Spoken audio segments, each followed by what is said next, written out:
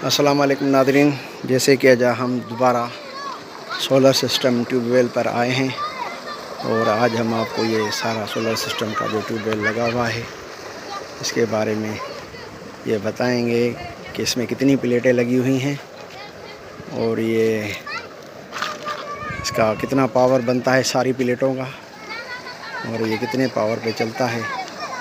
आज हम आपको एक बार दोबारा दिखाएंगे।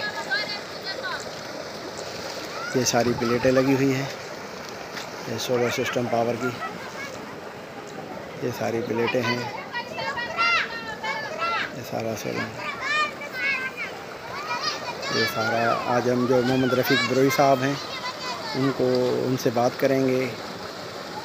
सिंधी में वो बात करेगा क्योंकि वो सिंधी में बात कर सकता है। हम आपको उर्दू में फिर बताएंगे, कुछ सिंधी में कुछ उर्दू में। ये सारा सिस्टम है। आए अभी चलते हैं हम ऑपरेटर रूम की तरफ, ऑपरेटर की तरफ। अस्सलाम वालेकुम साईं, छा हाल आहे? ख़ुशि आहियो? ख़ैरु लॻो पियो आहे? अच्छा, हिन जे बारे में थोरी मालूमात वठणी तव्हां खां। हा ठीकु आहे। त हिन में तक़रीबन घणियूं प्लेटूं लॻल आहिनि? 42 प्लेटूं आहिनि। शुरूआत स्टार्ट कंदा आहियूं त 21 प्लेटनि जो पावर ईंदो आहे। अच्छा, इन खां पोइ आहिस्ते आहिस्ते वधंदो वेंदो आहे। पोइ आख़िर में 42 में ईंदो आहे। सॼो 42 जो ईंदो आहे? 42 में नंबर हेॾा ॿुधाईंदो आहे। मशीन में 42 यूनिट ते हले थो। अच्छा, हिन जो मीटर आहे? हा, हिन जो मीटर आहे। अच्छा, हिन जो मीटर आहे। हिन जो मीटर सिस्टम आहे? हा, मीटर सिस्टम ॿुधाईंदो। इहो ॿुधाईंदो आहे? हा, इहो ॿुधाईंदो आहे। कंट्रोल आहे त अंगनि जी जी, हिकिड़ा हूंदा आहिनि कंडा हूंदा आहिनि, कंट्रोल आहे अंगनि। अच्छा, अहिड़े हिसाब सां पोइ ॿुधाईंदो आहे त हाणे पूरो आहे कमु। उन खां बाद में तव्हां हिनखे स्टार्ट कंदा आहियो? स्टार्ट कंदा उन खां बाद में पोइ बाद में स्टार्ट थींदो आहे। अच्छा, पूरा अंक ॿुधाईंदो, पोइ उन खां बाद में स्टार्ट। हिन खां अॻु में हिनखे स्टार्ट तो न कर? ना आहे। अगर इसके वोल्टेज ड्रॉप होंगे या कम होंगे तो ये फिर आप नहीं चलाएं? इसको स्टार्ट करना पड़ेगा। अच्छा अच्छा, ये तकरीबन किस टाइम से शुरू होता है? धूप कितने? सुबह 8 बजे, शाम को 5 बजे तक चल सकता है। अच्छा, सुबह 8 बजे से शाम को 5 बजे तक सोलर पे ये पानी देता है? बिल्कुल खूब पानी देता है। अच्छा अच्छा अच्छा, इंशाल्लाह ताला तव्हांखे वरी अॻियां भी अपडेट कयूं था। फिर हम आपको आगे भी अपडेट करते हैं। ये सोलर सिस्टम है, ये ऑपरेटर का रूम है, ये सारा बना हुआ है। ये बाहर सोलर का सिस्टम सारा लगा हुआ है।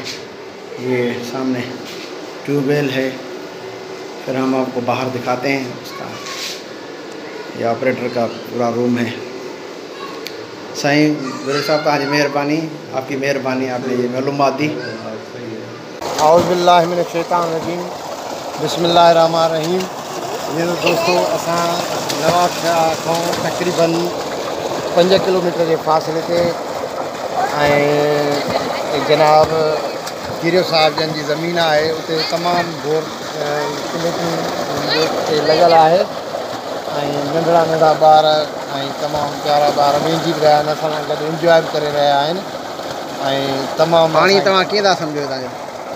असां पानी एॾो ज़बरदस्त थधो, तमाम मौसम के हिसाब से तमाम थधो प्यारो पानी है। दिल थी करे त माना हितां सां ट्यूबवेल मां निकिरो ही न, तकरीबन एतिरो माना 4 खां 5 बजे घर वञो।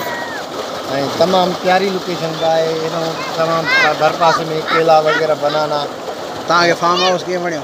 हाँ, तमाम फार्म हाउस तमाम प्यारो है, बेहतरीन, जैमें केला भी आहिनि, सब्जियूं भी आहिनि।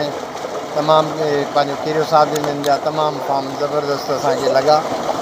अल्लाह साईं उन्हनि खे भी अञा भी तरक़ी पंहिंजी ज़मीन में इज़ाफ़ो फरमाईंदो। ॾाढो तमामु बहितरीनु आहे।